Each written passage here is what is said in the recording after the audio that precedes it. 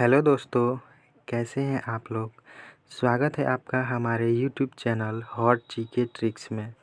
तो दोस्तों, हमारे इस चैनल पे स्टैटिक जीके से संबंधित वीडियोज आते रहते हैं। तो आज का टॉपिक है भारत की मिट्टियाँ। तो दोस्तों, ये टॉपिक से हर एक एग्ज़ाम में इम्पोर्टेंट क्वेश्चन बनते हैं। तो दोस्तों, आइए देखते हैं भारत की मिट्टी से क्वेश्चंस। तो देखते हैं कि मृदा के अध्ययन को पेडोलॉजी कहते हैं। जो मिट्टी का जो अध्ययन करते हैं उसे पेडोलॉजी कहते हैं। नेक्स्ट देखते हैं, Indian institute of soil science Bhopal में स्थित है। यानी जो मिट्टी के अध्ययन का इंस्टीट्यूट है भारत में, वो भोपाल में स्थित है। नेक्स्ट देखते हैं, भारतीय कृषि अनुसंधान परिषद यानी ICAR ने 1986 में देश में 8 प्रमुख मिट्टियों की पहचान की है। यानी हमारे देश में हर एक क्षेत्र में अलग अलग प्रकार की मिट्टियाँ पाई जाती हैं। जैसे हर राज्य में अलग अलग, हर क्षेत्र में अलग अलग। तो ऐसे ही ICAR ने 8 प्रकार की मिट्टियों को प्रमुख बताया है 1986 में।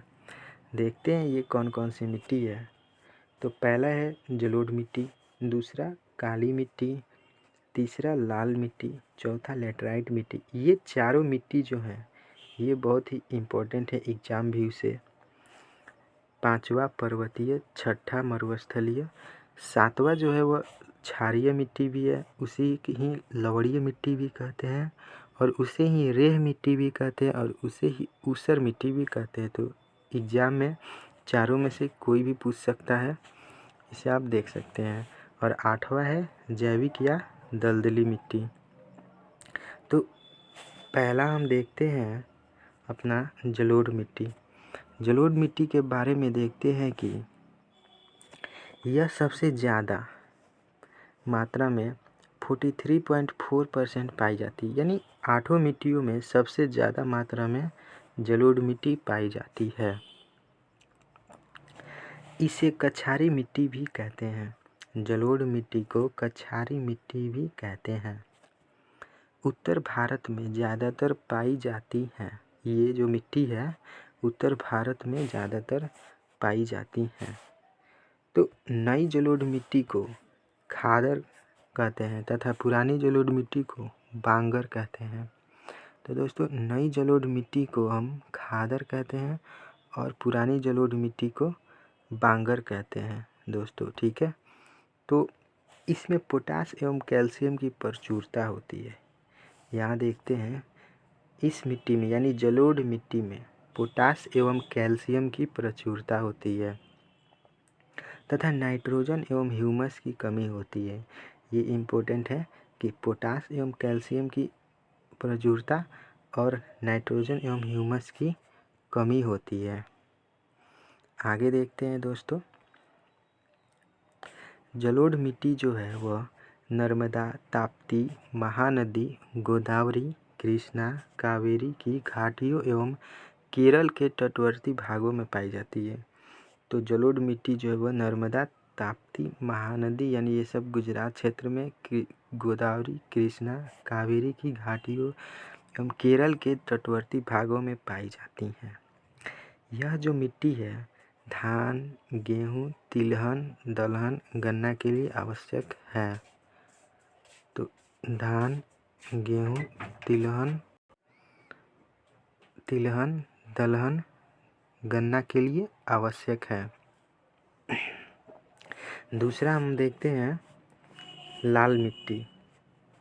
लाल मिट्टी जो है यह भी एग्जाम भी से बहुत ही इम्पोर्टेंट है। इससे क्वेश्चन आते हैं जिसमें आयरन ऑक्साइड की कारण ये लाल होता है। आयरन ऑक्साइड के कारण लाल होता है। और दोस्तों, इसका जब भाग पूछ देगा कि ये कितने भाग में है, तो 18.6% भाग में है। यानी सबसे ज़्यादा जलोढ़ फिर लाल मिट्टी फैला हुआ है भारतीय क्षेत्र में। मुख्य रूप से यह तमिलनाडु, कर्नाटक, महाराष्ट्र, आंध्र प्रदेश, उड़ीसा में पाई जाती है। इस मिट्टी में ह्यूमस नाइट्रोजन की कमी होती है, यानी कि इस मिट्टी में भी ह्यूमस और नाइट्रोजन की कमी होती है। इसमें ज्वार बाजरा मक्का की खेती होती है, यानी इसमें मोटे अनाज की पैदावार होती है। इसमें ज्वार बाजरा मक्का की खेती होती है लाल मिट्टी में। जलीय भाग में पीला हो जाता है, जब जल इसमें पड़ता है या जल मिलता है तो ये पीला हो जाता है, इस कारण इसे हम पीली मिट्टी भी कहते हैं। 3 नंबर देखते हैं काली मिट्टी। काली मिट्टी इसे कपासी रेगुर लावा मिट्टी भी कहा जाता है। ये जो है लावा के टूटने से, बेसाल चट्टानों के टूटने से इनका निर्माण होता है। इसका काला रंग टेटनाफेरस मैग्नेटाइट के कारण होता है। तो काली मिट्टी का जो काला रंग है टेटनाफेरस मैग्नेटाइट के कारण होता है। इसमें भी नाइट्रोजन फास्फोरस और ह्यूमस की कमी होती है। इस मिट्टी में भी नाइट्रोजन फास्फोरस और ह्यूमस की कमी होती है। इसे सबसे ज़्यादा महाराष्ट्र, गुजरात, राजस्थान में पाया जाता है। जिसमें सबसे ज़्यादा पूछेगा तो कहाँ पाया जाता है? महाराष्ट्र में। जो काली मिट्टी है वो महाराष्ट्र में सबसे ज़्यादा मात्रा में पाया जाता है। इस काली मिट्टी में जल धारण शक्ति अधिक होती है, यानी जल को ये बहुत जल्दी ग्रहण कर लेता है, सोख लेता है, जिससे कि यह उपजाऊ होता है। मगर कपास की खेती सबसे ज़्यादा होती है। तो क्वेश्चन पूछेगा कि किस मिट्टी में कपास की खेती सबसे ज़्यादा होती है, तो काली मिट्टी में कपास की खेती सबसे ज़्यादा होती है। ये स्वतः जुताई हो जाती है, शुष्क खेती होती है। इसमें दरारें पड़ती है जो कि स्वतः जुताई करने योग्य हो जाती है, मतलब अपने आप इनका जुताई हो जाता है। मगर कपास की खेती सबसे अधिक गुजरात में होती है। यहाँ पे मगर कपास की खेती सबसे अधिक गुजरात में होती है, यानी सबसे ज़्यादा मात्रा में महाराष्ट्र में पाया जाता है, मगर इनकी खेती जो होती है वो गुजरात में होती है सबसे ज़्यादा काली मिट्टी की। तो नेक्स्ट देखते हैं दोस्तों, पर्वतीय मिट्टी में ह्यूमस की अधिकता होती है। ये कुछ पॉइंट है। पर्वतीय मिट्टी में ह्यूमस की अधिकता होती है। मरुस्थलीय मिट्टी में घुलनशील लवण होते हैं। जो मरुस्थलीय मिट्टी होता है वो लवणीय होता है, जो कि मरुस्थल में होता है, जो लवणीय होता है, जिसमें कि कोई भी पेड़ पौधा उतना ज़्यादा नहीं उगते हैं क्योंकि वे लवणीय होते हैं। क्षारीय मिट्टी जहाँ पानी की विकास की व्यवस्था न हो वहाँ पाई जाती है। जहाँ पानी नहीं होते हैं वहाँ पे क्षारीय मिट्टी पाई जाती है। जहाँ पे पानी के निकास की व्यवस्था न हो, सॉरी दोस्तों, क्षारीय मिट्टी जहाँ पानी के निकास की व्यवस्था न हो वहाँ पाई जाती है। जहाँ पानी के निकलने का व्यवस्था नहीं होता है वहाँ पे क्षारीय मिट्टी पाई जाती है, जैसे कि समुद्र तट पर होती है। जहाँ पे नारियल की खेती होती है वहाँ पे क्षारीय मिट्टी पाई जाती है। चौथा देखते हैं लेटराइट मिट्टी।